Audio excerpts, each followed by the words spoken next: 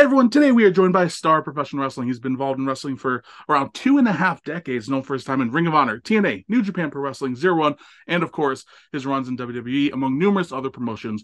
Brian Kendrick, sir, thank you so much for joining us for episode 15 of the show. Thanks for having me, Ken. Happy to be here. I'm thrilled. I was telling you before we just started that, I've been a fan of yours for a long time, and I think it's hard not to be, because your career spans so many different eras. You know what I mean? Where, you really started popping up on, at least on the mainstream, right outside of, the ruthless aggression era starting to kick off, and the boom of the indies. And then, obviously you were huge on SmackDown, you were a big star, and then TNA, and then you came back to WWE and you had the great run on Cruiserweight. So you've done so much. So it's going to be great because you have such a long tenured career. But before we get into anything, before we get into your life, your career, where can people check you out? Where should people follow you? What should people be looking for? Um, I mean, as far as social media goes, it would be Mr. Brian Kendrick, and the thing that I'm most passionate about is wrestling, pro wrestling. I think that's just that WP wrestling or wrestling PW. I'm not sure. That's it. Yeah, yeah, yeah. And we'll have links for all that in the description of every video that we do. So, guys, be sure to check it out. If you don't already follow him, subscribe to us while you're at it. But definitely follow his different platforms and check out his wrestling promotion. Could you talk a little bit about that actually, just while we're here? Because again, there's so much to cover. There's no way we're getting close to getting through all the notes. So just talk about your wrestling promotion and everything you're doing today with that. The wrestling promotion, wrestling, pro wrestling, twice the wrestling, twice the fun, because it's twice the wrestling. It's a comedy promotion. We've got a fake owner. Uh, his name is Gary Tickles. He's actually a professional comedian named Tony, who's hilarious. And that's it. We had our last show. We had David Copperfield get attacked by the Great Branzino. Great Branzino ripped up his magic card, from the trick, and then later on, Giraffe coughed up the card. It's a bunch of nonsense, Ken. Hey, it's great. Be sure to check that out, guys. And go to a show. Where are the shows usually held? I know there's California, but like, Yeah, we run the shows in Burbank. We did Burbank. until last show. Somebody spun the toilet paper holder around the wrong way and didn't flush the toilet. We lost the building. we, Oh, we that's lost the unfortunate. building. Yeah, so I don't know, somewhere in the Burbank area, but it's free on YouTube. Check it out on YouTube. Check out the social medias. I'm sure they'll have a link to where the new shows are going to be or the locations for everything as we get there. Cool, Fingers cool. crossed. Okay, so I like to start right from the beginning. It's the generic question. I'm sure you've been asked a million times, but I still find it fascinating. When did you first see professional wrestling, and when did you first become a fan of it? I What I remember was the cartoons, little blips of the cartoons in my head, flashes of that. So I was aware of pro wrestling um before really watching it. So, like Uh Hulk Hogan's Rock and Wrestling. That exactly, all yes. right. So I remember glimpses of that, but going over to a friend's house, I was, I believe, in the sixth grade, but it would have been when WrestleMania 6 was on VHS. It just came out on VHS. I went over to a friend's house to play a board game. Ultimate Warrior was making his way to the ring, and I said, "Hot damn, that's what I want to do." And Oh, right then and there. yeah, yeah, it looks so cool. I didn't really believe I could do it until I was in high school, and I had a friend who had a coworker that was going to a wrestling school. I realized that that was a possibility, and that was it. So, with your fandom, Ultimate Warrior was the first one who really attracted you. Who else were some of your favorites then when you were younger? It quickly became Coco Beware once I started watching the VHSs of all the available WWF stuff. Yeah, Coco Beware became my favorite. Still loved the Ultimate Warrior. As I got a little older, just like everybody else, you start to like the heels, and I liked Mr. Perfect and Shawn Michaels. But yeah, Coco Beware was my favorite from my childhood. That's great. Now, just a plug for the channel. We on the most recent episode we did with Savanaro, because he's come on a couple times, great guy. He told a hilarious Coco Beware story. So if that video is out by the time this is released, guys, go check it out. Trust me, it's very funny. And he was talking about you too, and he seemed like he really appreciated your advice and stuff in the Ring of Honor back in the day too. So, oh man, I was really fortunate enough that Gabe Sapolsky put us together for a stretch down at FIP, and yeah, yeah, Sal was great. He really grateful that we got to spend time together. very good storyteller too. Just a good guy. He was the first guy who offered to do an interview with me. So if it wasn't for his help, who knows? If I'd have any. So I really appreciate his time doing that. So, was there any wrestlers who kind of like drove you nuts? Because you talked about how you eventually became a fan of the heels, but early on, I'm guessing maybe like you were strongly behind the baby faces. Did you like hate Roddy Piper, or was there any like the Mountie? Did someone drive you crazy where you're just like, I can't stand this guy? Or maybe, once you became quote unquote smarter and began to, maybe you just started disliking someone for their style, or who knows what it was. So what the ones I disliked were the guys who weren't colorful. Okay.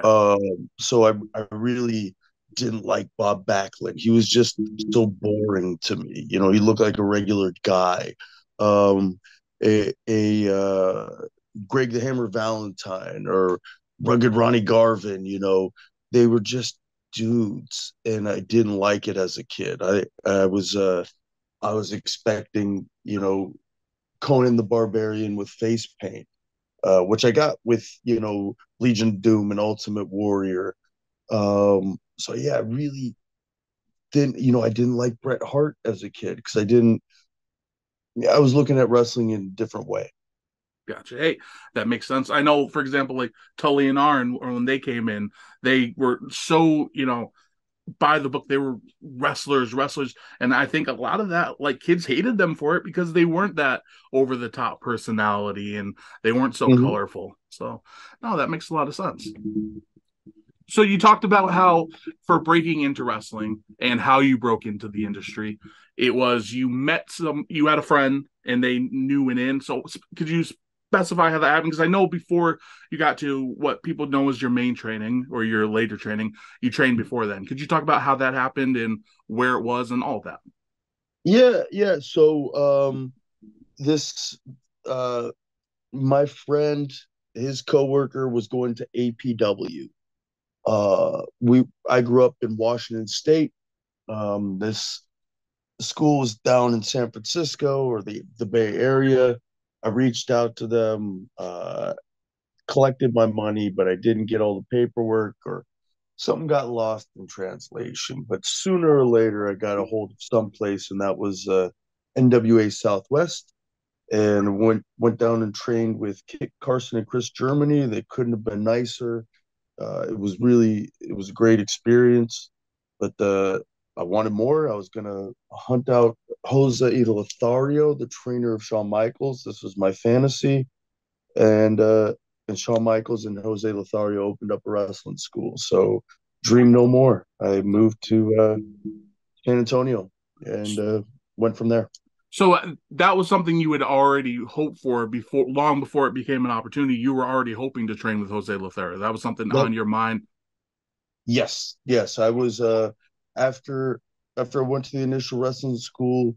I'd been in the ring, did a few matches. Okay, it's time to get even more serious. Who's the best wrestler in the world? It's Shawn Michaels. Who did he get trained by? Jose Lothario. Okay, find Jose Lothario. That's super interesting. Yeah, and then within a week or two, Shawn Michaels was on TV advertising a wrestling school. What are the odds of that? Timing is great. So with Southwest, because I find the beginnings of people's training so fascinating. Like obviously, it was a whole new experience. What was the size of the classes? Like, because nowadays, you'll see some classes that have like 20 or 30 people, and then you'll see some that have 5 to 10 people, and it's a lot more hands-on and a smaller.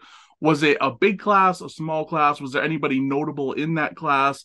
Or was it kind of just a low-key thing where you kind of got your basics underneath you? It was just 4 students. Four students signed up. It was 10 3-hour sessions. It's about 30 hours of training. Um, and enough to, know how to bump and hit the ropes. Not well, but well enough to put on a basic match.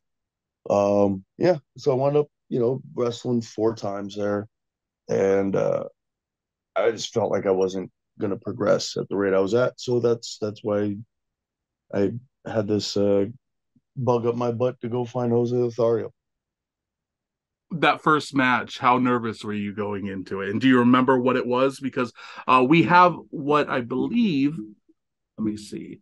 I have it in my notes. What they say your first match ever was, but I don't think that's accurate, considering this would have been after the Shawn Michaels school, which was with American Dragon. So this had to be before then. Do you remember what your first match actually was? Yes, I can't remember the name of the guy who wrestled that I wrestled with, but he was a vet. He was a man. He'd been around for a while. Um, I know that he body slammed me on the floor, and there's no pads or anything. And I remember the promoter's wife was pissed. Oh, Yeah, because it was this old fella abusing a kid. I didn't complain. It was fine. and how old You were you know, at this point? Were you six, I was 17? no, I was 20, so it Oh, wasn't. okay. So you weren't okay. Or no, at this point I was maybe 19, Okay. 19. So I wasn't in, I was legal. It was Yeah. But just the way you're, wrestling works. Yeah. yeah. Now that we know you had your first match, first couple matches, and you thought, you weren't going to develop, certainly not at the pace you're going to, when we definitely know Mhm. that. The commercial came on, you found out. How did you reach out? Did you just give them a call and say, hey, I want to do this, and you moved out? Was it that easy, or was there more complicated than that? I called up. If I remember the number, it was 1-932 train. Wow, there you Uh, go. I think that was it. I called up the 900 number. And okay, fill out this stuff. I filled out the stuff. Okay, send in your money. I sent in the money, and I was one of the 20 kids that signed up for There was 2 classes. There was a part-time class that started 3 months before the first class, but graduated the same time as the full-time first class. So I was a part of the full-time first class, which were all people from outside of Texas for the That's an most int- part. that's an interesting approach. So was the part time for people who, maybe because of their jobs or whatever, they couldn't attend as frequently, so they spread it out more over time? Was that kind of the mindset behind it? I think so, and I think also just to uh, um, figure out how they're going to approach this training. This was Shawn's first time running the school. He's working with Rudy Boy. Getting to know Rudy Boy and what his process is going to be. So I think it was kind of a test run. Yeah, that makes sense. Kind of like a beta test before you swing into Mm-hmm. things. There's so many interesting parts about this because where were you living prior to I was moving there? living in Lacey, Washington, which is right next door to Olympia, Washington, which you would only know if you're like a fourth grader who's learning their state capitals. So you completely uplifted your life to do this. Yeah. When you got there, I know obviously there's a few big names who were training there as well. Brian Danielson, American Dragon, Mm-hmm. Lance Cade. Mm-hmm. Were they you all part of the same like full time class, or were they in the part time and you didn't see them as much, or how did that?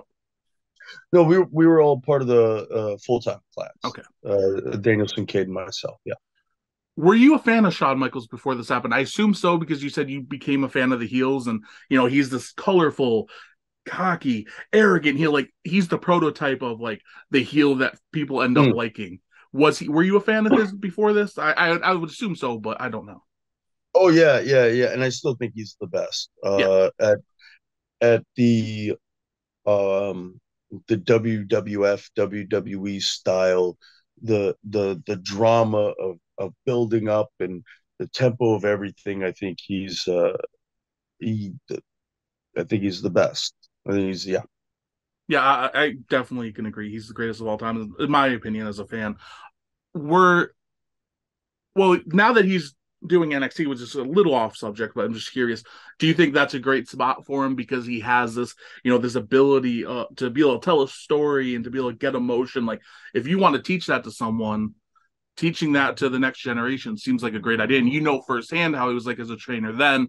And I believe you even worked with him recently or like a year or two ago while you were doing NXT. What do you think of him molding the future stars of wrestling today and then? Yeah, I mean, so he's he's a coach down there too, but he's got so much more responsibility than that. Mm-hmm. So he's working with these kids, but he's also working with 100 of them. Yeah. So his attention's divided 100 ways, plus the responsibilities of the TV show and all that.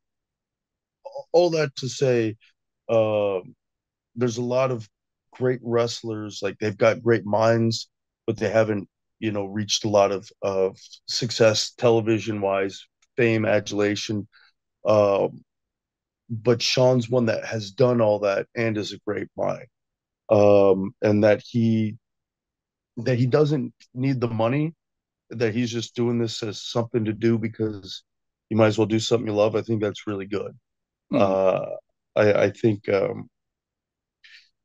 since he doesn't mean since he doesn't need the money, he's purely out there for the love of it. Hopefully, I think it does. For the indie wrestlers that get signed, they all respect him, and to see that he cares, man, I think that makes them care.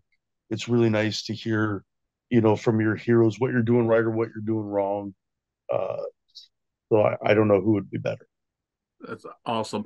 Back then, what was your impressions of him? Because again, you said you're 19, maybe 20, Mm. and here's this guy who's a world champion. And while he's not the biggest guy, I'm sure to you he was larger than life. And then Mm. you had Rudy Boy. Was it?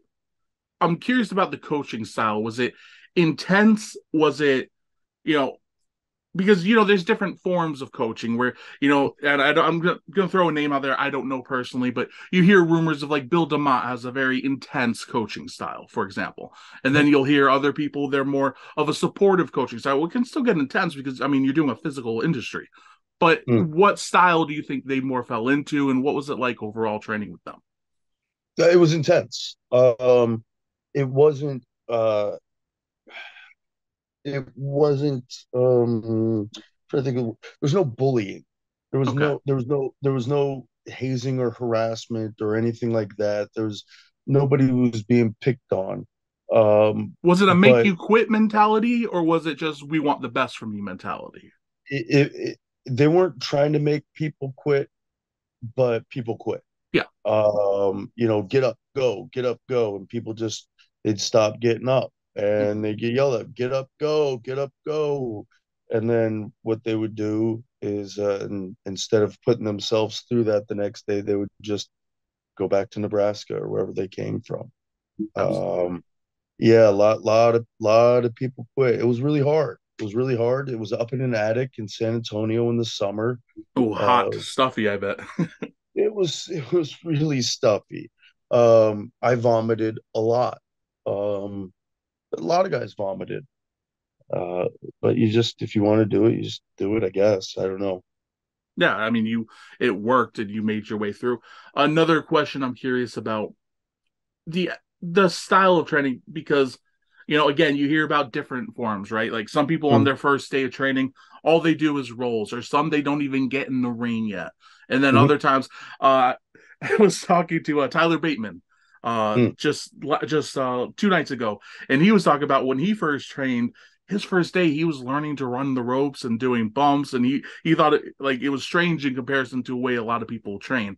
Mhm. When you first broke in, or when you first started training there, you were already kind of experienced. So did they take that into account, or did they restart you right from the beginning? Oh, I started right from scratch, and uh, any sort of training wasn't something that I hope I didn't brag about Yeah. because all it's going to be is a disadvantage. If I've already done this before and I'm still doing it crappy, that's no good. So yeah, I not only did I train like everybody else, once I graduated, they let me take the class again. After that class, I took the class after that. After that class, I took the class after that. Then I got shipped to Memphis. So I took the class 4 times. Repetition, repetition, repetition to get better, right? Yep. Did you find that you had to unlearn anything you had learned previously? That maybe like something you had learned from the previous trainers, they didn't like the way you were doing it because of that? And you might not even remember because I know it's been a while, but do you think that was at all an issue? There might have been, it would have been so minor Hmm. because what I would have learned at the NWA Southwest, they got me to where I knew the basics. I could hit the ropes, front bump, back bump, those simple things, and their technique was the same as Shawn's technique, so I don't think any of that had to change. I remember coming back to Shawn's though after living in Memphis and training with Regal, that the chain wrestling did not mesh with Shawn's style because it was very British and a little too confusing for the students. That's interesting. I guess maybe like you were too advanced at that point, maybe compared. Would that is that a strong word to use or? Yeah, I mean, because you learn if these kids are learning, you do the wrist like this, Yeah. and then if I'm doing with these nuances that might be even better, it, you can't get into that with these kids. They're still learning a wrist from a hammer from a top wrist lock, which is surprisingly for me. I top wrist lock and hammer lock, it would just spin my head in circles Hmm. at first. So I think that's why. Let's not confuse these kids with other versions. This is the way for now. That kind of makes sense because what I've always heard and what I've seen from different trainers is the general mentality is train in a fairly robotic way so you get Mm. everything down pat, and then once you have everything down, then you can start adding your little flares to everything to start mixing it up and stand out as a performer, but you need to learn how to do everything properly before you can start learning other ways to do it. Does that basically the gist of it? I yes, and I would think that that makes the most sense too. Absolutely. And as a trainer, I definitely trust your opinion on that one. So one other question about your training that I wanted to dive into, promos and camera work, because when we were talking to Tim Storm, he was talking about how his training in the 90s didn't have any of that. Mm, Promo work was basically non-existent, and camera angles was certainly non-existent because he wasn't doing TV. He was just in an indie in Arkansas. mm. You were training with a guy who the biggest TV star in the world for WWE at one point. Was that a different training? Because obviously, maybe not at first, because again, basics, basics, basics. As it went on, did that start becoming a focus, working towards a camera, working for a camera, knowing where the hard cam is, or was that really nothing you focused on? It wasn't. It wasn't something we focused on because this would have been at Sean School in 1999. Yeah. Um, I don't remember hearing a referee say hard cam, uh, during a match until 2016 during the cruiserweight stuff. Like Oh wow. yeah. So I mean, even in 2008, you didn't hear like we're in replay, a hard cam, stuff like that. It was just guys did it or didn't do it, and they would shoot around it. It's been a lot more focused on now, and it's something that I have my students, I ask them to work on that too. When they put a hold on, try to naturally spin towards the hard camera, because you want to wrestle on TV someday. Yeah. So let's prepare now. And I guess also, and we'll hopefully get into this if we have time, the way the indies have changed over time too, because obviously TV is the goal, but everything's recorded now.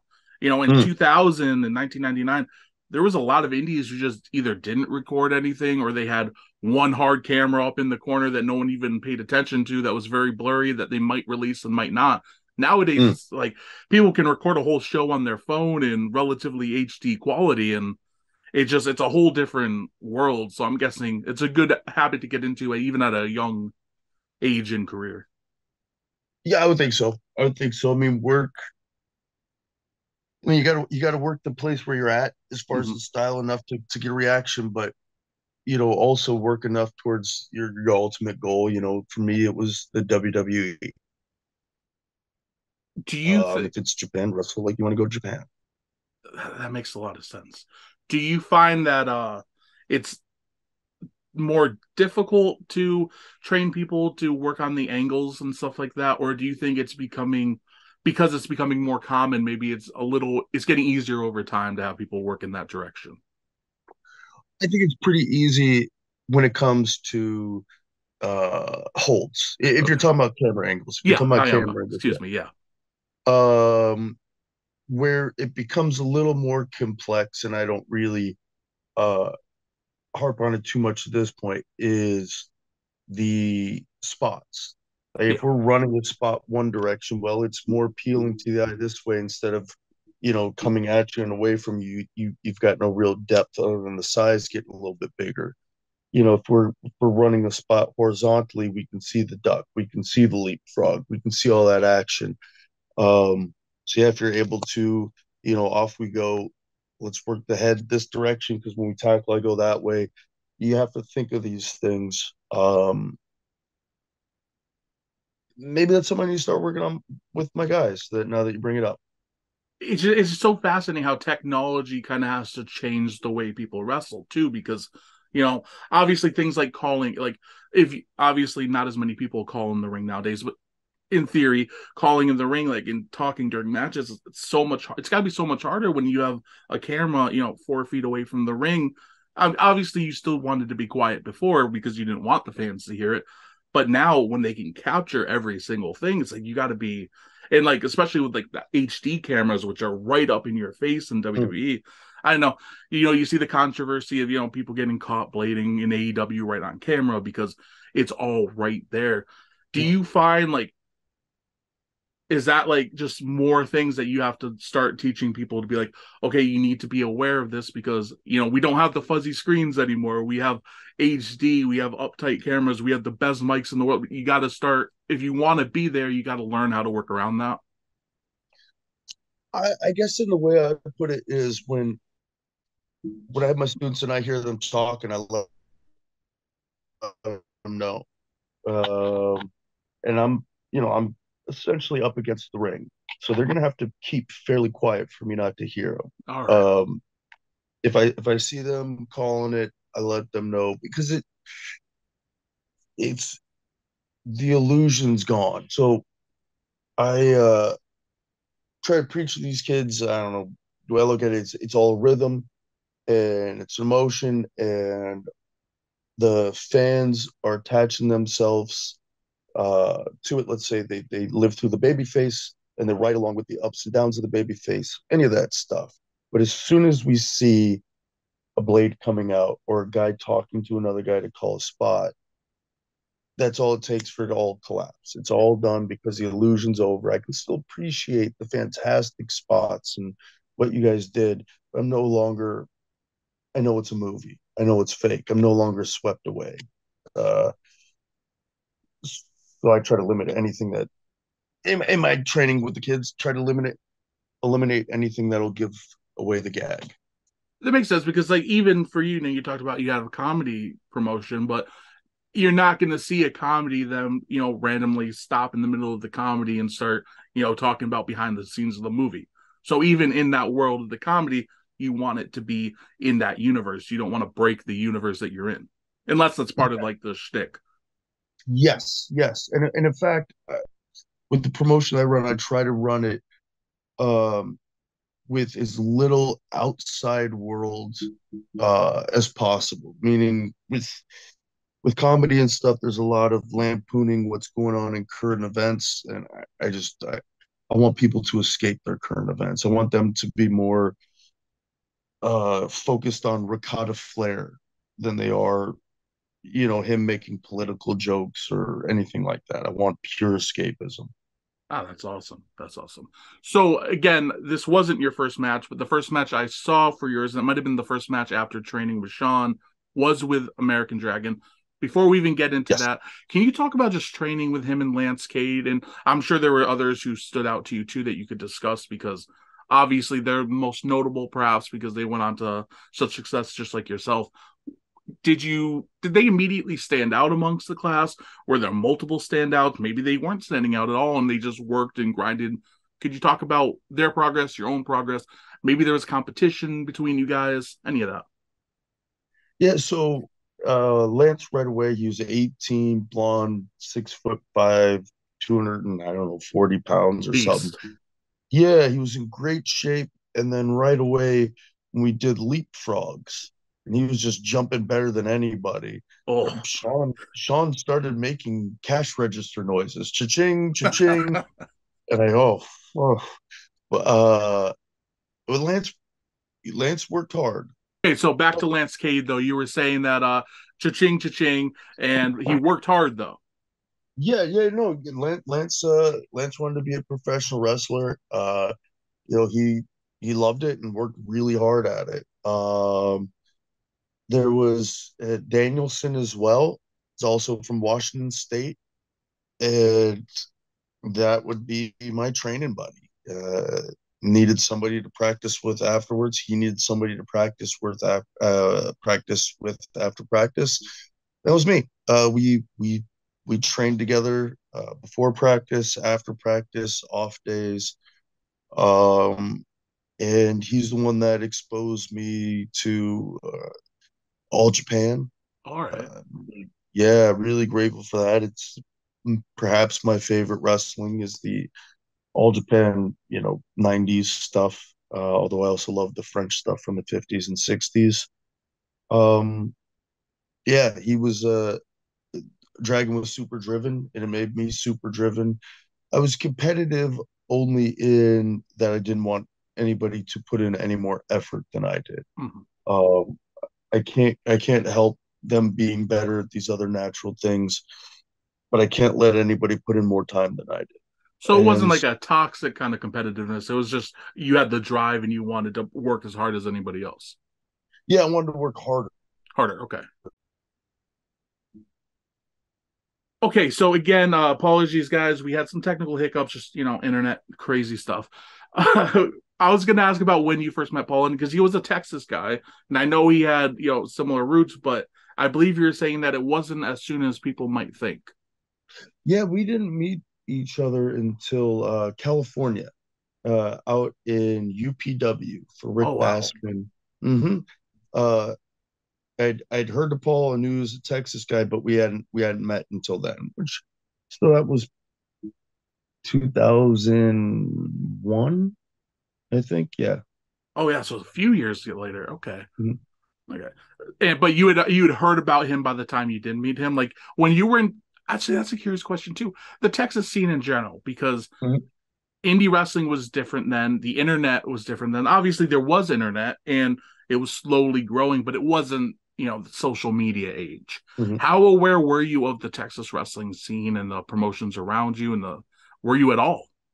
No, very little, very little. Yeah, I didn't know much.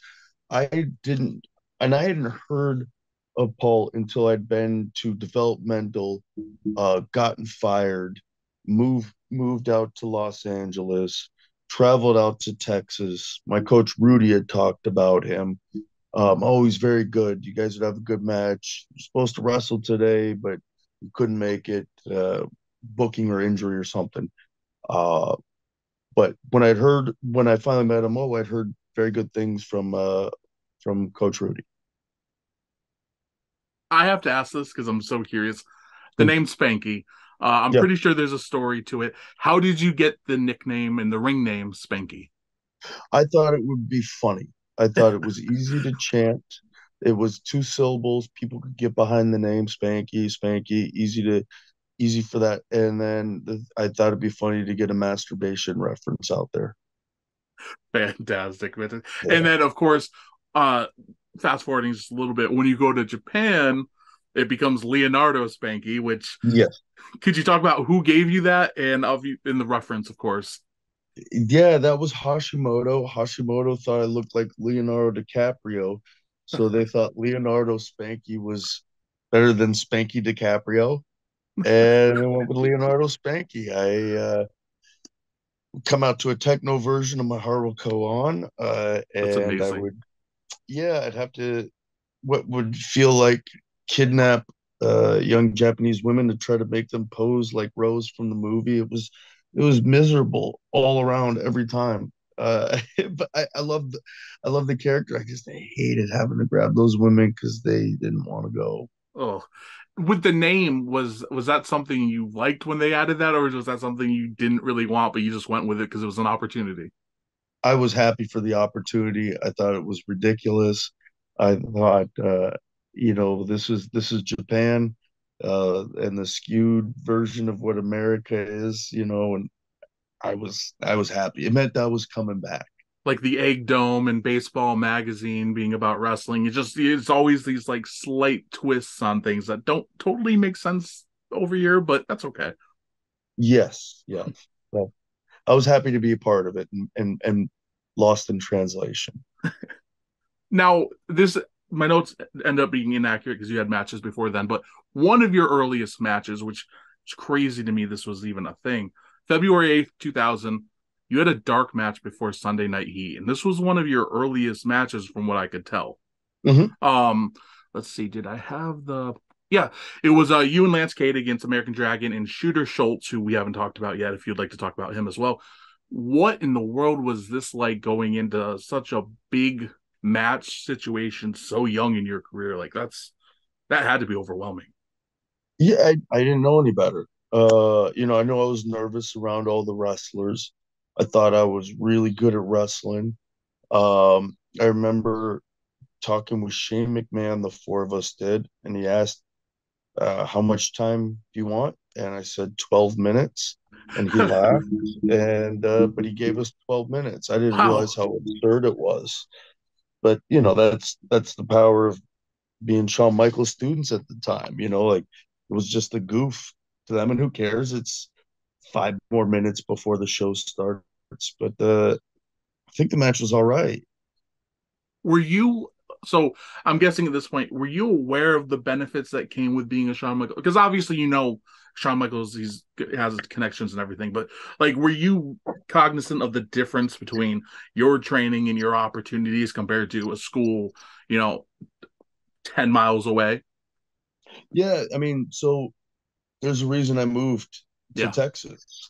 Um, I figured, well, he's the best wrestler in the world, and he's connected to the place I want to go to. It seems like a no-brainer. And it was. Shooter Schultz. Could you talk a Mm. little bit about him? Because he feels like he's a name almost lost in time, out of that group. You have the main ones who are talked about yourself, Brian, Lance. His name, it comes up a little bit mostly because he was involved in that match and some of the early stuff, but you don't hear about him very often.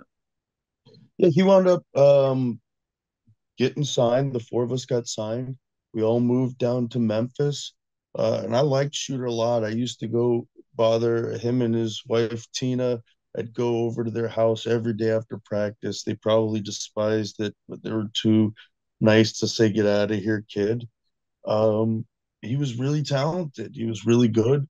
Uh, it's when we lost our jobs in Memphis.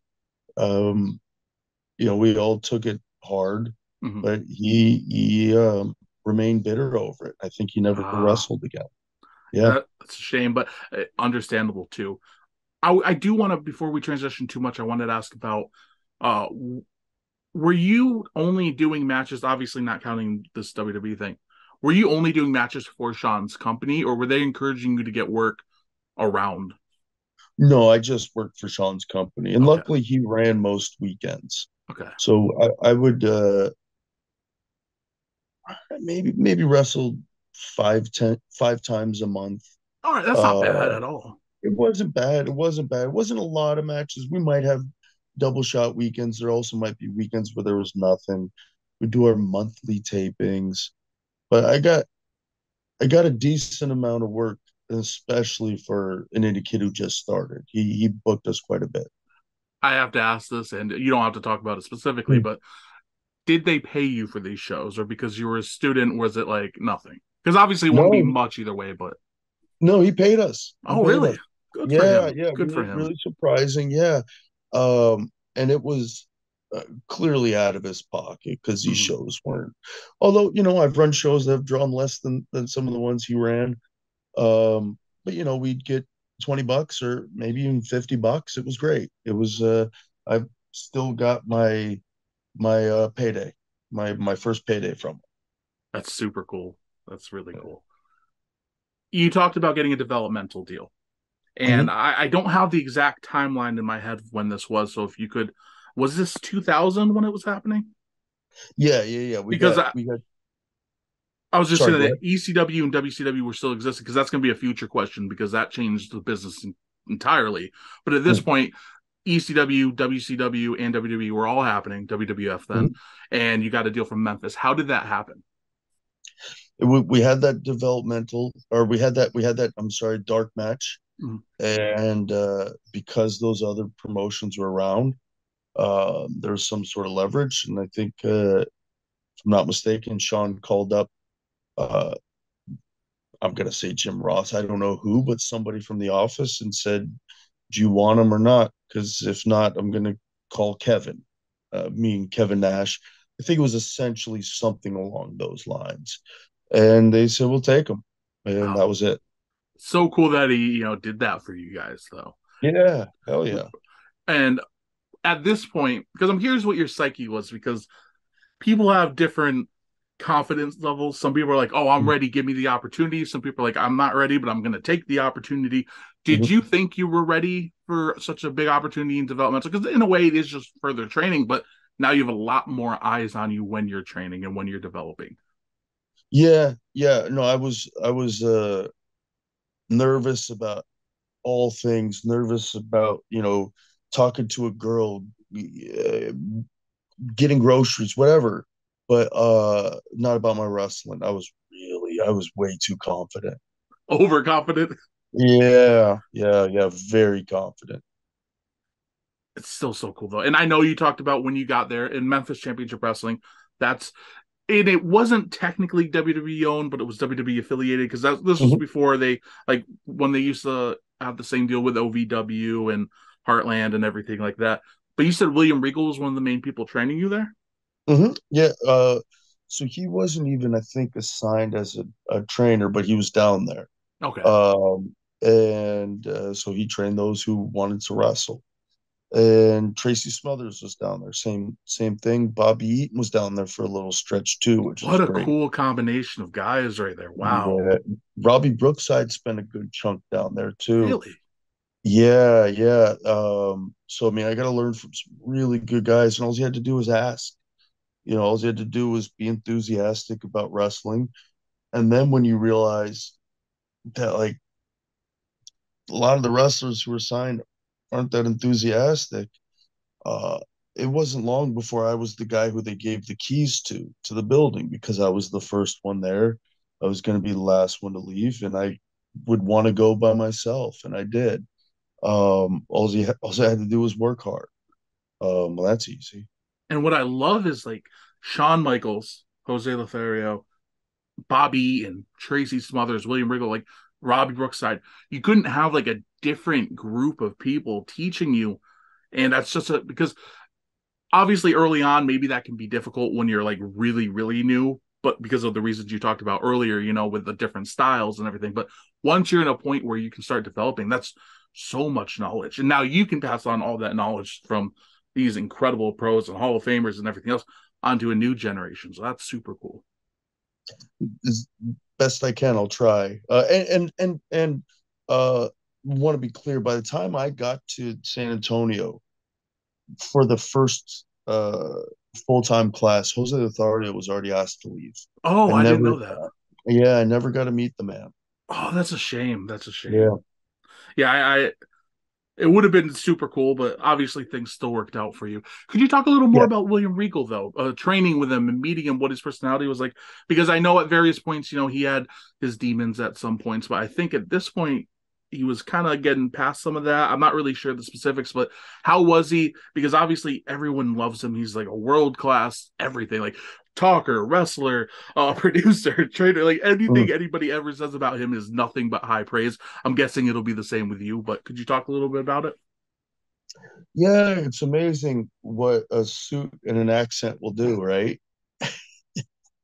He's a no, he's a friend and a mentor, and I think darn near everybody is crazy about him in the world of wrestling because he loves wrestling so much.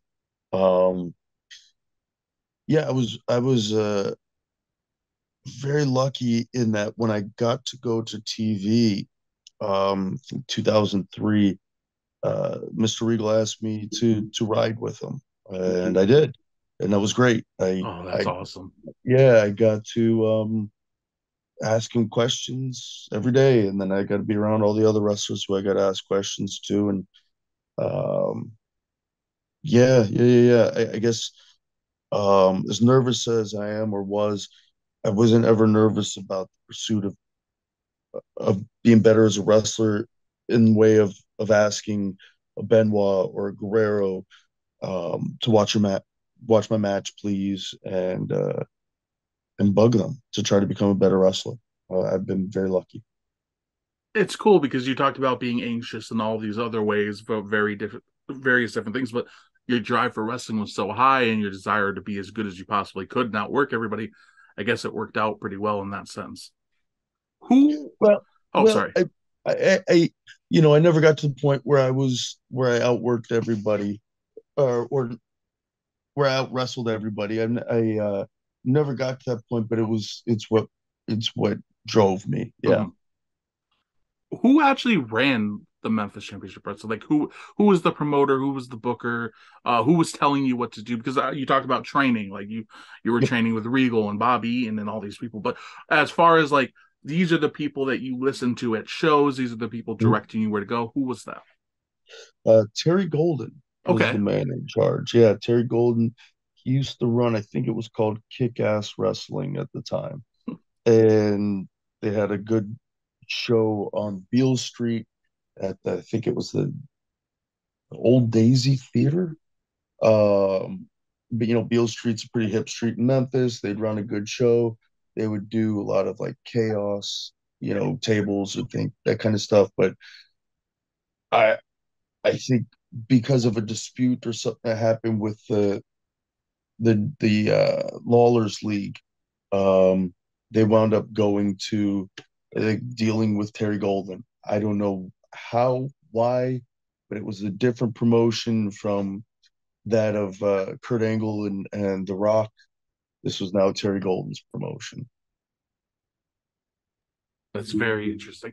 And I find the old system of developmental so interesting, especially because I really, again, as an outsider looking in for the most part, I love Triple H's vision of what he wants to do. The Mm, global localization, the various schools all over, because in a way, it's almost replicating the territory system mm. on a grander scale in theory. And we'll see how it turns out, if everything will work out that way.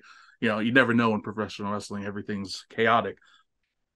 Did you like the because you ended up going to several different places at least temporarily? Did you Mhm. like the idea of like bouncing around, learning from these people here, learning from these people here? This is a different style presentation than over here. Like, did you enjoy that, or do you like the more rigid structure of learn this way only? Because to me, I would think you'd prefer the first, but I don't know. Yeah, uh no, I'd prefer to learn as many styles as I could. I encourage students, well, my students, but I guess any student that might be listening, um, you can only get so good, like you're gonna get better and better every match, every practice. But when you see that those increments are getting smaller and smaller, the increases are ever so slight, it's time to pick up a move. If you live in Chicago, maybe it's time to, you know, move to Tennessee or move to Philly. Maybe it's time to try to get to Japan or Mexico. But I think if you're progress, you're starting to plateau. It's time to bounce. No, that makes a lot of sense. And again, with the global localization thing that Triple H always talks about, and I think it was starting to happen before the world shut down and everything Mm, happened. The idea of like obviously different people on different levels, but a person who always sprang to mind for it was like Oni Lorcan, right? He mm, had a certain level on NXT Then he goes to 205 Live and he starts building a bigger name because he's being positioned higher on 205 Live. He can work differently with different people. And then maybe he'll move to NXT UK for 6 months or a year. And now suddenly he's a bigger spot there. Then when he goes back to NXT, he has the reputation from the other two shows. And that's just a random example. But I think like it can work both from the sense of where you're talking about where developing, but also just raising somebody's stock, right? Does that make sense? Yeah. Yeah. I don't know what they're gonna do. I know that there's been a lot of talk of all sorts of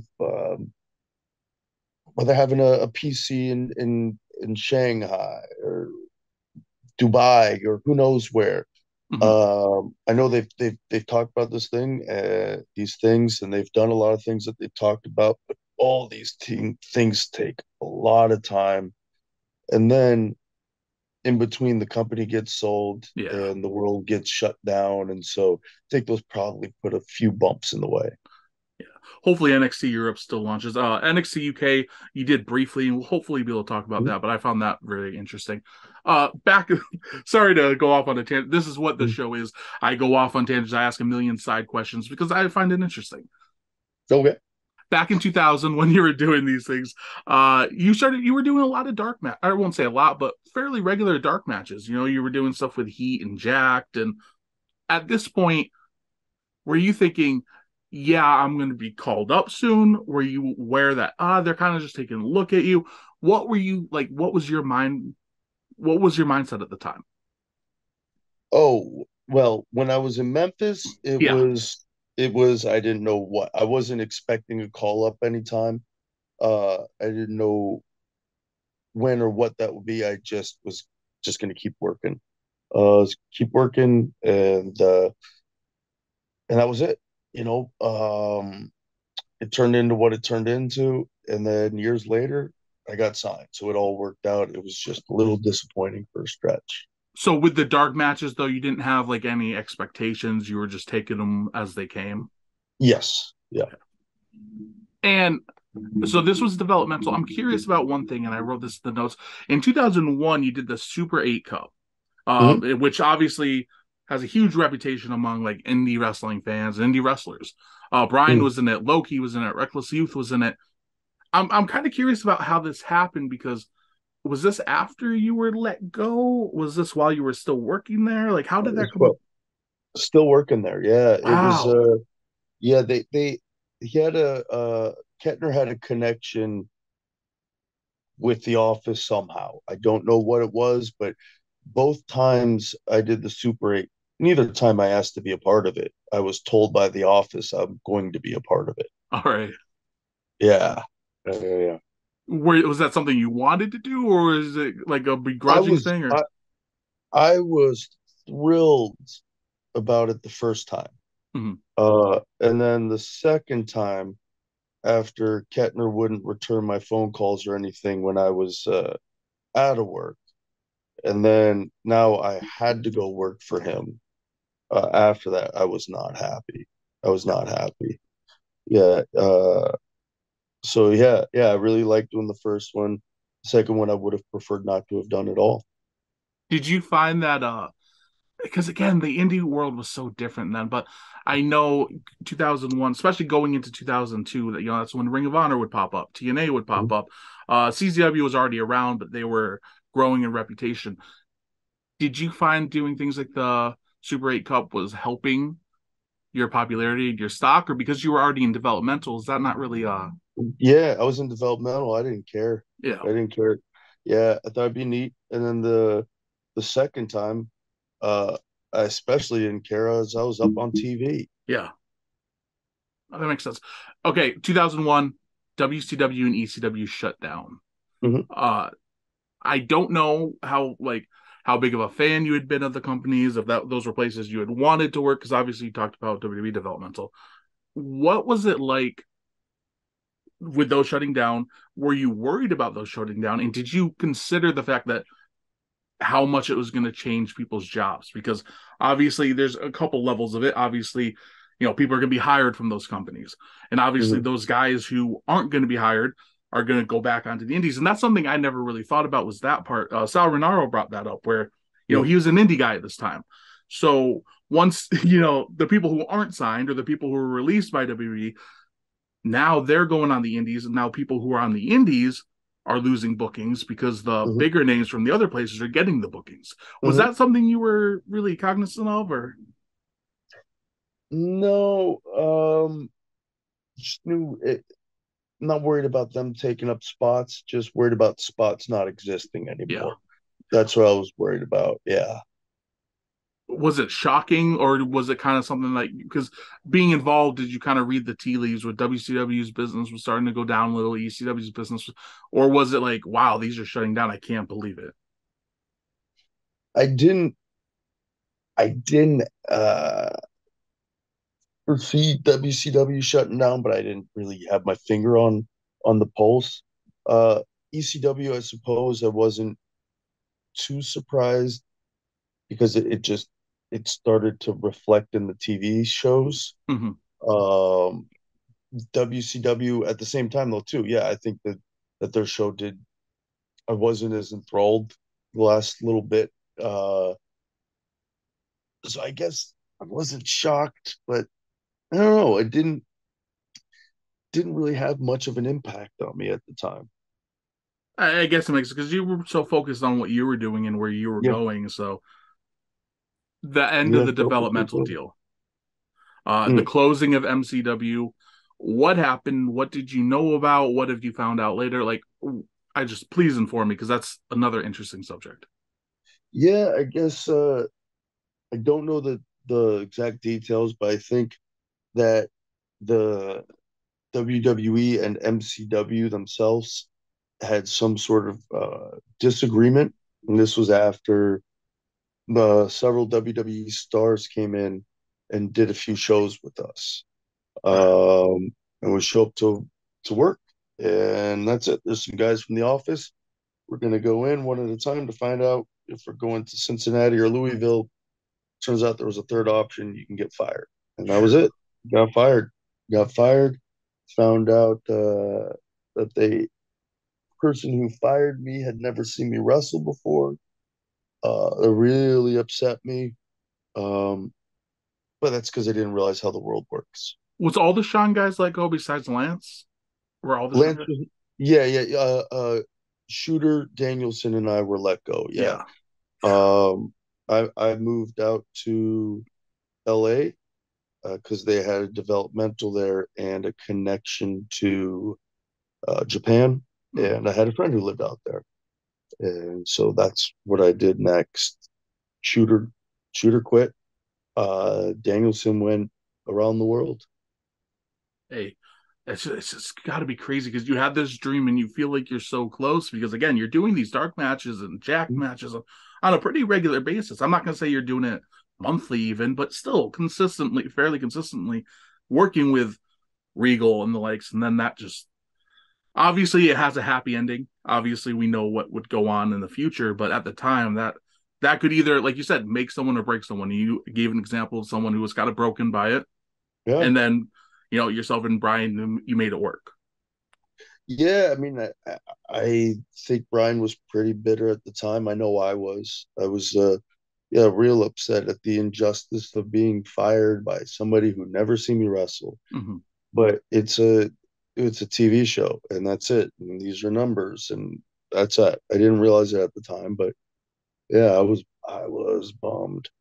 It had to feel so cutthroat, but it was Yep. good that you were wise enough, because California, UPW, right? I'm guessing that's Hmm. the place you're talking about. They had a connection. So in your head, you're like, well, I still want to get there. I still need to get there. So the best way for me to get there is to go where another opportunity is.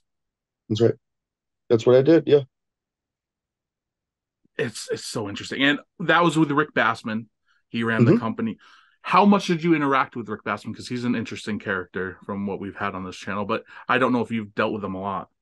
Oh, I dealt with them a good amount. I was my first day there. Um, I was there to be a student, just going to a practice. Their coach wasn't there, so my first practice, I became the coach. Wow. There And you go. yeah, Yeah, and I didn't attend the practice where I didn't coach. And, I was maybe the most qualified person at the time. Sad to say, as young as I was, but I was the one with the most legitimate experience, I guess. This is no disrespect to Rick Bassman. I don't know him, but I know a lot of people speak highly of him and some people don't. But a lot of his reputation is getting guys who weren't necessarily good wrestlers at first or wrestlers at all, but they had a great look and he was able Mhm. to transition them into wrestling. So I guess it makes sense that with your background, you would have had a lot more experience for something like that. Yeah, and the Rick discovered, if I'm not mistaken, both Sting and Ultimate Yeah. Warrior. Yeah. He also discovered John Cena. Mhm. Uh, I don't know if John came to him or he went to John. Um, he got all these big guys, Nathan Jones, John Heidenreich, got a lot of big dudes, and it's kind of what the WWE's developmental system partly has turned into, Mhm. is finding people with a look who've got an athletic background and molding them. Makes sense. So were any of these guys there when you were there? Like was Cena there? Samoa Joe, I know he would end up being in UPW a lot. Nathan Jones, were any of them there while you were doing these classes? Samoa Joe, yes. Okay. John Cena had already been gone at this point, and I don't think I met Nathan Jones until he was out there in Japan doing a Okay. couple of Japanese tours. Yeah.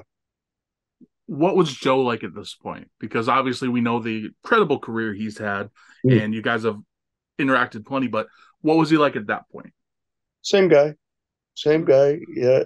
Same funny, confident Joe. Very good wrestler. And yeah, I don't he hasn't changed much in the way of personality. I liked him then and I like him now. Very cool. Ring of Honor and TNA were starting to crop up probably not long after you got out there. Obviously, they weren't WCW, right? They just didn't have the Mm. financial backing, they didn't have the distribution. Did you still recognize how big it was that they were popping up or hoping that they would go on to be something big? Like, because I know you worked like, was it the first yeah, the first Yeah. Ring of Honor show you worked on. But at that point, their distribution was VHS tapes, right? So Hmm.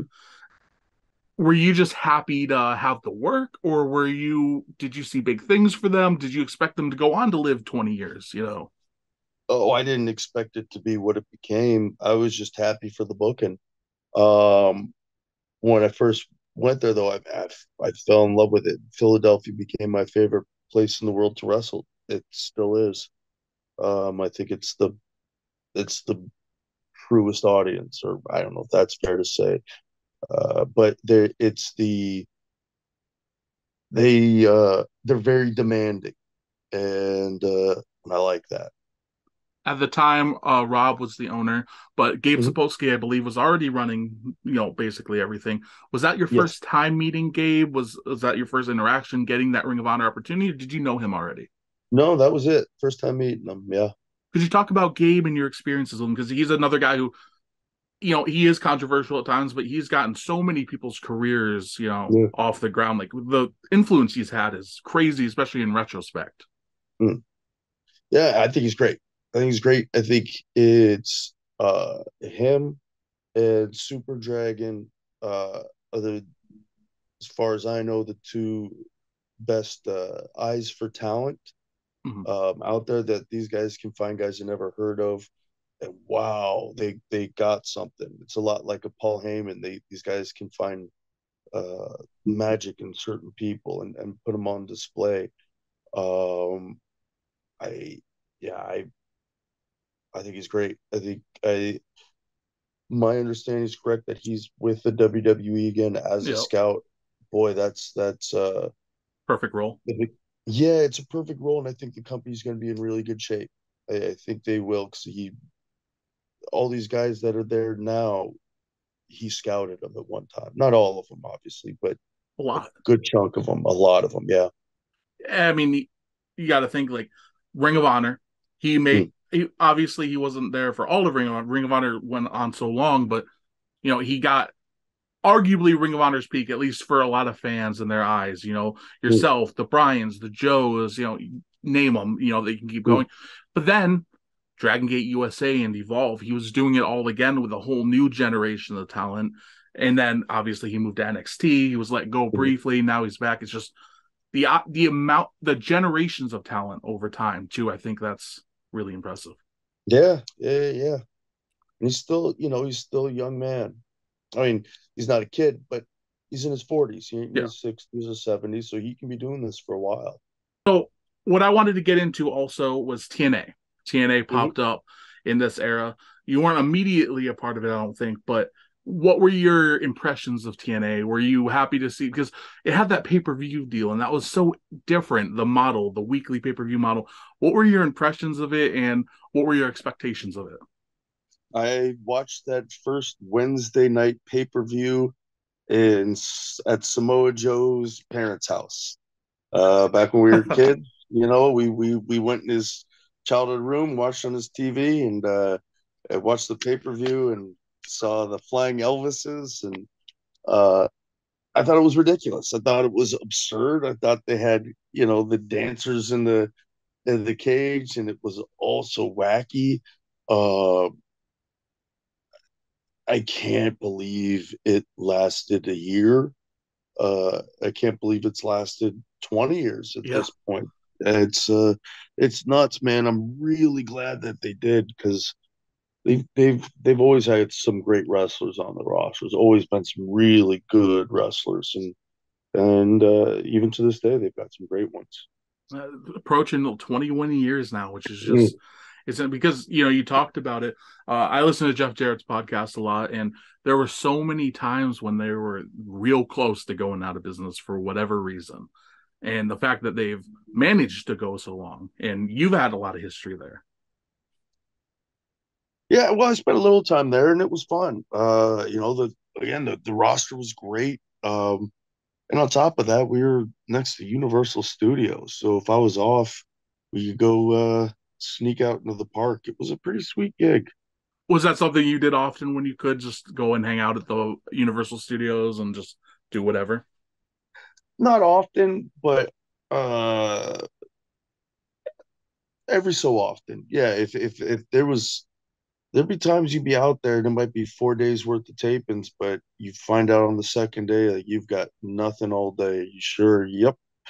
And so, I remember going with Doug Williams to ride the Harry Potter ride when it first opened. I remember one time it was, I have to remember the entire group, but it might have been the Machine Guns, Generation Me, Amazing Red, and Jay Lethal and myself walking around the park. And they used to try to entice people to come backstage, or you're not backstage, but come watch the wrestling show.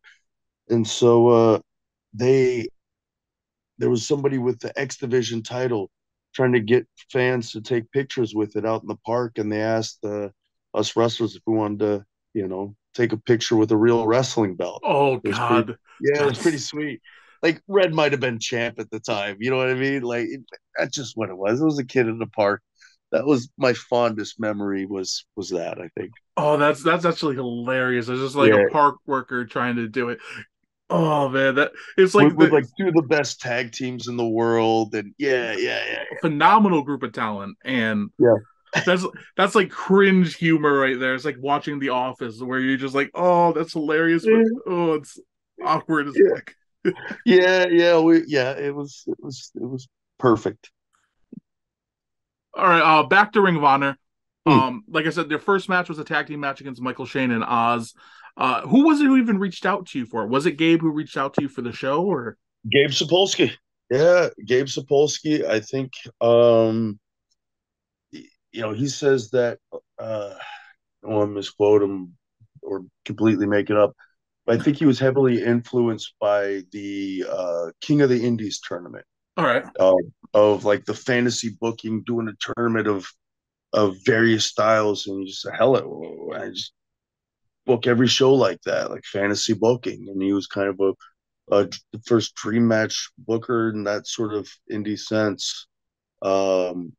Gabe gave me a call, and would you be interested? And 100% I was interested. Boy, was I glad he called me. This was like the rise of the super indie in a lot of ways, where Yeah, it was like a collection of all these people who were a big indie name in various points. And then I think he also grabbed, occasional ECW guys in the fallout of that and added them to the mix. yeah, yeah. He had Super Crazy and Eddie Guerrero Yeah. on early shows, and yeah, really good, really talented roster. How I don't even know how to word this. It sounds stupid, but how aware of the indies at this point were you? Like, how connected? Obviously, you're aware, but how connected? Because again, you went from developmental, and then you went to Mm-hmm. California, which was another developmental, but Mm-hmm. it was a little different now because it wasn't under a developmental deal. So at this point, were you going all in on the independents? Like, were you working super regularly as on the indie scene, or was it still, occasionally, like, where were you at? I was taking local bookings, whatever bookings I could get, with the focus of getting to Japan or WWE, wherever I could get to first. Was it a Um, dramatic difference? Like, was it going from doing developmental where, you had a steady paycheck, maybe not a big paycheck, but a steady one, and now you're your own boss and making your own way? oh man, it sucked as far as like the money. The money Mm-hmm. was brutal.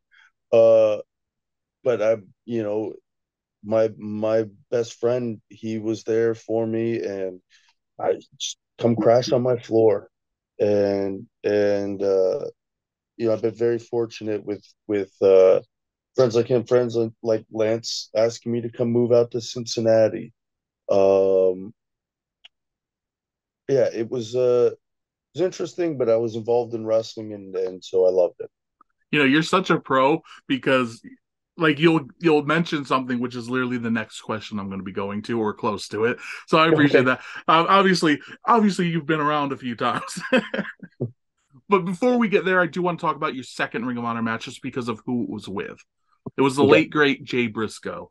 And yeah. obviously, everyone knows what happened, the tragedy that happened. Could you talk about Jay Briscoe, working with him then, any kind of relationship you had with him over time, and just, your overall experiences with him and thoughts on him and his legacy? As far as the match goes, um, that's what got me over with the crowd.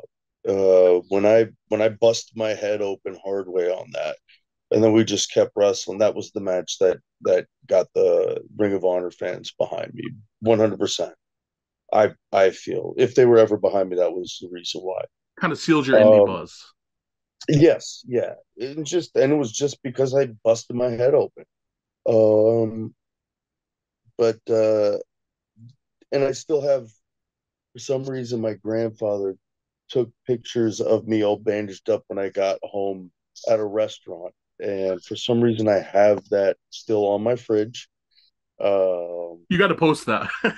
Okay, it's so bad. It's so bad. I don't look happy or nothing, but yeah, it's there.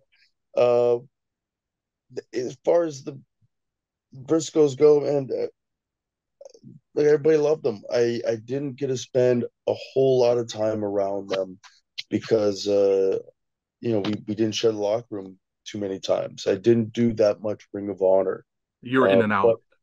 I was in and out, and then back again for a short little time, and did that 3 times. Um, so it was fun when I would get to hang out with them. But it was, yeah, not unfortunate, but it was in a group setting. So Mhm. we would get a Briscoes and I would get a bullshitting for a little bit. Pardon me. We get to shoot in the breeze a little bit, but it's Language is only so fine. much. Okay, cool, cool. But yeah, only so much. It's it. No, I'm at least out of the tragedy. If nothing else, then it's solidified some sort of infamy, and I don't know if that's even the right word, but now there's a legacy, right? Yeah.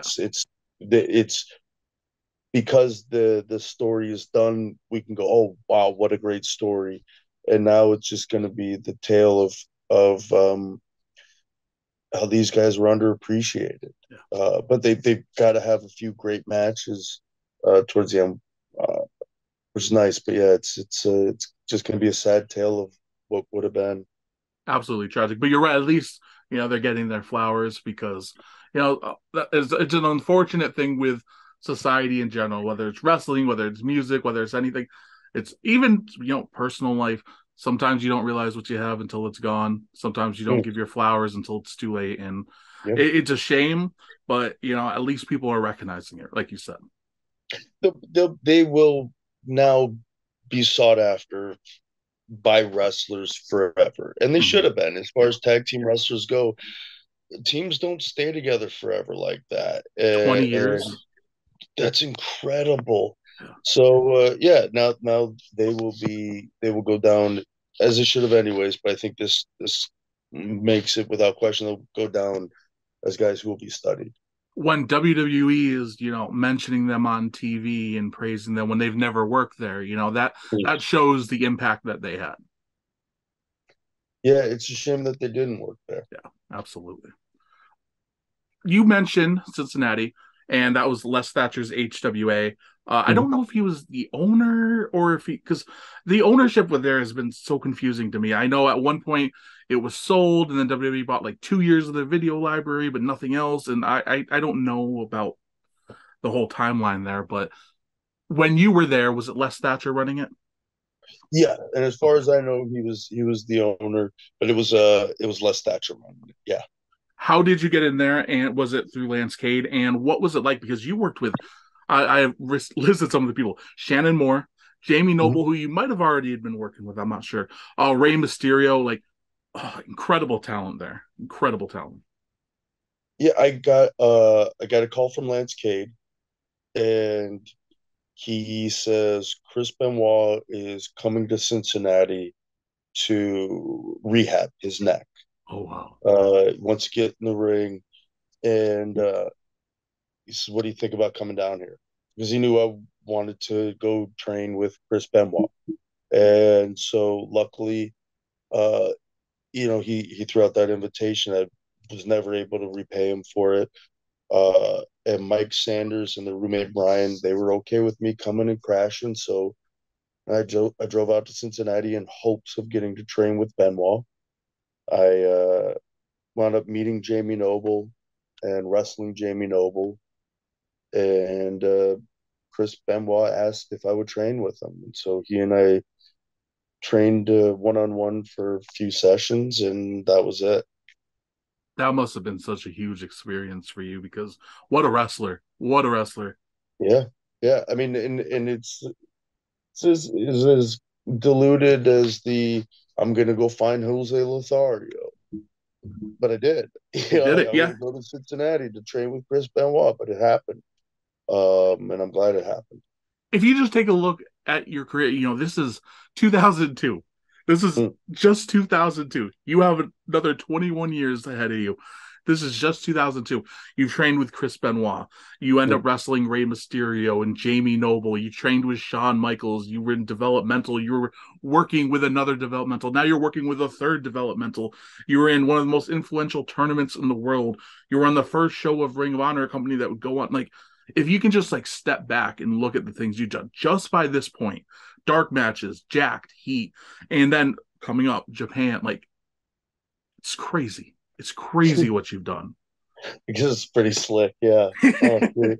Thanks, you, kid. You're making me feel good about myself. I'm guessing sometimes it can be hard to, look back and see that yourself, but can you sometimes take the hindsight now and look back and be like, wow, what the life I've lived is crazy. It's I guess sometimes it's funny. Like the life I live is funny. I wind up in goofy situations of my own concocting, and oh God, did to yourself again. But as far as looking back in admiration or adulation, I haven't. No, and I would feel a little. I would squirm. Um, but as far as like, yeah, enjoying anything you've done, like I couldn't at that point because I was not satisfied. Like it was Mhm. this drive to go to the next place, and even with like the night Paul and I won the tag team championships, Funaki and I went to dinner at a Waffle House. Like it was like just another day. It's weird how Is it something that you're finding now as time goes on that you can look back a little more fondly, or is it still, are you still kind of racing to the next goal? I can. I guess I'll never. I don't know. I don't know if I'll ever appreciate it. It's because I did it, and I don't know. It's the same as anything else. But I guess for now, my current goal is just to try to put on the best matches I can, and hopefully have the platforms to do those matches. Super cool. Super cool. Just a few more questions and I'll wrap things up. You've been very generous with your time. Thank you so much for that. But thank you, Ken. Uh, Total delight. Uh, with HWA, what was your overall experience there? Like what you said, you were training with him with Benoit a few times, but you ended up wrestling there quite a bit. Did you get a formal deal while there, or were you still doing the same thing as UPW, where you were just hanging around trying to get it? I was just hanging around trying to get it. Um, at what point? At one point, while at Cincinnati, I get a call from Los Angeles, the UPW, the company I came from. They were going to be doing a juniors tournament qualifier to go to 01. Can you be here? And it might have been like, you be here in 48 hours. Wow. And so I said, yeah. And I went and I got a 30 pack of metrics, those old like protein packs, and a gallon of water and a shaker. And I just stayed awake by drinking a shake every 2 hours. Drove to Los Angeles, got out of the car about 2 hours before showtime, and wrestled 3 matches and went to Japan. That's crazy. And this was for 01. I believe it was in June 2002. And again, such a pro. You led us right there. So thank you. This was your goal. You had two goals, Mm-hmm. WWE and going to, was it 01 specifically or Japan just in general? Japan, Okay. Japan in general. And yeah, when coming back from one of those tours, and back to Cincinnati, nobody was home. They were having an emergency meeting, and come to find out when they get back from practice, Cincinnati's closed. Oh, wow. Oh, I guess I'm driving back to LA now. That's Um, crazy. yeah. But I got to go train with Benoit. I got to wrestle Jamie Noble, who I think is one of the best. Shannon Moore, I love Shannon Moore. And Rey Mysterio was the guy who made me believe I could be a pro wrestler. That was, remember the moment, and I can do this. I can do this, and I got to wrestle him. So I got more than I could have hoped for. What was it like dealing with Les Thatcher? How was he doing? Because he's a very old school. And Mm-hmm. I know, he went on to become pretty critical of a lot of aspects of modern wrestling, but that's kind of common. Different generations, different mindsets. Uh, but 2002 was vastly different to 2022. So, Mm-hmm. what was it like working with him? Did you learn a lot from him? And how was his general like demeanor? To me, he was very nice. Okay. I never saw him yell or scream or insult anybody. He was kind enough to let me come and train when I didn't have a deal. I wasn't one of his guys, but he saw the effort I put in. He let me come in. Um, yeah, he was nothing but gracious to me. And I don't know what he says about modern wrestling, but I think it's, if he's saying he's not a fan of what it's evolved into, I think that's, it's always evolving. It's always evolving into something that, you know, isn't what we grew up on. And so then, do we go with it or do we fight it? And I could see why people want to hold on to something so beautiful, because the wrestling he grew up on and the wrestling he did was a beautiful style of wrestling. And yet, 20 years, there's going to be people from this generation who are going to be the same exact way. Wrestling's going to develop whatever into wrestling is. And there's Yep. going to be people who are like, why can't it go back to what it was in 2023? And that's just, Yeah. and I'm not saying anybody is wrong for thinking that way. I'm not saying they're right to think that way. Just what they prefer, like you said. I just remember one time in Gorilla, it was a 205 match, and look over to Adam Pierce. Back in my day, a DDT on the floor used to be a finish. Uh, because that is such like an old timer thing to say, like, a superplex, it'd be a stretcher job, which it would be. And back in my day, a DDT on the floor would be a finish, but these Yeah. guys are just throwing it away. And we knew how absurd it was to say at the time, and that's all. Yeah, it evolves. The I imagine the stuff that Les Thatcher was doing might make Buddy Rogers roll over in his grave, because what are you doing hitting the ropes like that? Who knows? People were It's critical of Steamboat and Savage and Flair and Steamboat because people from before then, they're like, why are they doing so much? Why are they working so fast? So yeah, that's an example right there. yeah, and it's true. You look at Luthez versus Buddy Rogers, fantastic stuff. Uh, versus Steamboat and Flair. Well, what's Flair doing going to the floor? Mm-hmm. He's just going and taking breaks and stuff like this. It's totally different than the old style. The way they run these spots. Yeah, it's very different. I love Flair and Steve, but my God, that stuff is maybe the best. Yeah. It's evolution and times change, attention spans change, and sometimes you'll still get like you look at a guy like Gunther, like he wrestles a modern style too, but like he's so physical and he's such a throwback and he's so incredible at what he does. So I don't know. I think anything can work if it's done well and people want to see it. I think so too. That's it. You just do it well. Do it well. Yeah. All right. The last thing to get into, because it was the 0-1 tour that you talked about. Uh, was this your first international booking of any kind? Did you do any Canada or Mexico beforehand, or was this your first trip out? I'd done Mexico, but just border town Mexico. Okay. Border town. I don't know if we did Montemores. Was it with Shawn? Yeah, for with Rudy. Shawn's guys, this would have Okay. been Rudy Boy would have taken us. So this Okay. would have been the only other like outside booking we would have done was it was like a AAA affiliate, although I don't know if we were just told it was a AAA Gotcha. affiliate. Uh, I remember though when they put together the ring and just looking at it, oh man, and As in, we it were looked really rough, or oh, it was plastic. It was like plastic squares on top of boards. I'd never seen anything like it.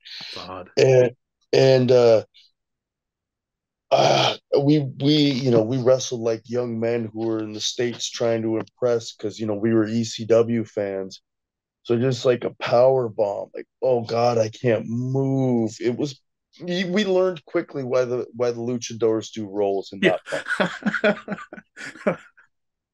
With the sorry. So no, please, please. I was just gonna say though with the Japan tour, if Mm. because I'm sure that was such a vastly different world. Like that had to be Yeah, such. yes, I'm sorry, I got distracted. Yeah, the Japan tour. I loved it. That was when I found out at the airport getting interviewed by a magazine reporter. They used to do that, and this is the dying days of that. And they were asking me all about Leonardo DiCaprio and Titanic and what my thoughts were, and I didn't know what the hell they were talking about. Like I knew what they were talking about, but why are you asking me?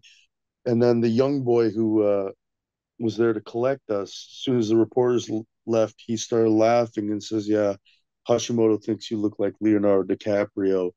And so, yeah, it's all us round eyes look alike. It was So funny. that's amazing. Also, I think I see an adorable cat. Sorry, I'm like a dog with a squirrel. As soon as I see a pet, I'm like, ooh. I feel you. Was it a culture shock going to Japan? What was it? And how long were you there? Was it a week tour, 2 week tour, or The first one might have been 2 weeks, I want to say, but it could have been longer, could have been shorter. A lot of them were, the about like 17 days would all right? probably be the average. No, it was great. They call matches in English, like it's all broken English, but clothesline, duck, um, it you hop on the bus at the time they ask you to hop on the bus. You work hard in the ring, work hard at being a pro wrestler. Other than that, just be on the bus on time. And then you'd have off days, and the sponsors would take you go out drinking and do karaoke with them. And man, I loved it. And it's so safe and so clean. Um, but yeah, at a certain time, it's kind of hypnotic if you're out there long enough, and it's where am I? You can get by, but you can't really explain yourself. Uh, but the Japanese people, the Japanese mindset, the Japanese wrestlers, they've all been good to me. Were you at this first tour, and you might not remember, were you the only American on the tour, or were there other people from that you knew? No, I knew several people. This was Rick Bassman's connection, but also Steve Corino had a connection, and so boy, there was always at least five other Gaijin on tour. That had to help, because I can imagine if you don't know the language, even if people are super friendly, it can still, 17 days is a long time to not really be able to communicate super well with other people. Yeah, you become isolated, and you know the closest you have to home is a McDonald's. It's those sort of things. But no, I got to travel with some really great guys. We had a lot of fun. Bring my GameCube on the road with me, and we'd play video games and get drunk on our off days. It was a hoot. It sounds awesome. And thank you again so much for this. We got to my next question was going to be July 27th, 2002. So we didn't get super far, but that's the way these interviews go. Hopefully I'm lucky enough where we can talk again in the future, because there's so much, to cover. Your return to WWE, your tag team title reign, more Ring of Honor, TNA, Impact. One of the biggest things I want to talk about, the Cruiserweight Classic and 205 Live, because such a big fan of that. So thank you so much for your time. And again, I hope one day we can do a part 2, because you were a great guest. Thank you so much. I'd be happy to do it again in the near future. Cool. Thank you. One more time, tell people where to check you out.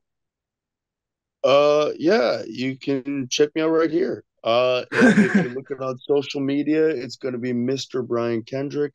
And again, the thing I'm most excited about, because it's such a team effort of my friends and family as well. Wrestling Pro Wrestling. It's a passion project for about 40 of us goofy Larrys who like to put on a comedy show that hopefully people enjoy. So, yeah, if you're going to do anything out of favor for me, check out Wrestling Pro Wrestling, please. Hopefully you like it. And we will have a link to that, a link to your socials in the description, a link to your Pro Wrestling Tee store. Guys, buy a shirt also, if you don't mind. And then for us, be sure or to... chow mein, buy Fromage Horseman or Chow Mein Charlie t-shirt even. There you go. There you go. Be sure to follow us on Twitter at Armbars Sidebar, on Instagram at Armbars and Sidebars, and of course, subscribe to us on YouTube at Armbars and Sidebars. Likes, comments. We respond to every comment on the channel, as long as you're respectful to a point, And again, thank you so much. You were great, and I can't wait for a part 2. You've had such an incredible career. I appreciate it.